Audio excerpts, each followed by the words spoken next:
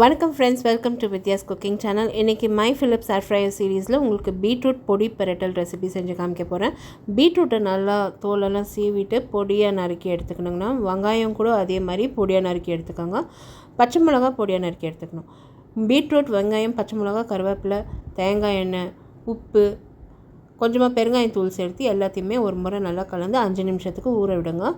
ஏர் ஃப்ரையரில் aluminium foil ஒரு layer போட்டுட்டு பீட்ரூட்டை ஒரு லேயர் அலுமினியம் ஃபாயிலில் சேர்த்து ஏர் ஃப்ரையர் 180 டிகிரிஸை வச்சு 10 நிமிஷத்துக்கு பேக் பண்ணுங்க. 5 நிமிஷத்துக்கு ஒரு வாட்டி நல்லா கலரி விட்டு ஒரு மிக்ஸி ஜாரில் கொஞ்சமாக உளுந்து, வரமிளகாய் சேர்த்து கொரப்பாக அரைச்சிக்கணும். இப்போ பீட்ரூட் 5 நிமிஷத்துக்கு நல்லா வெந்து வந்ததும் அதில் நம்ம அரைச்சி வச்ச பொடியை சேர்த்து ஒரு முறை நல்லா கலந்து இன்னொரு 5 நிமிஷத்துக்கு நம்ம நல்லா ரோஸ்ட் பண்ணி எடுத்தோம்னா பீட்ரூட் பொடி பெரட்டல் ரெடி. ட்ரை பண்ணிவிட்டு உங்களோட கமெண்ட்ஸ் எல்லாம் போஸ்ட் பண்ணுங்கள். அடுத்த வீடியோவில் சந்திக்கிறேன். தேங்க்யூ ஸோ மச் ஃபார் வாட்சிங். பாய்.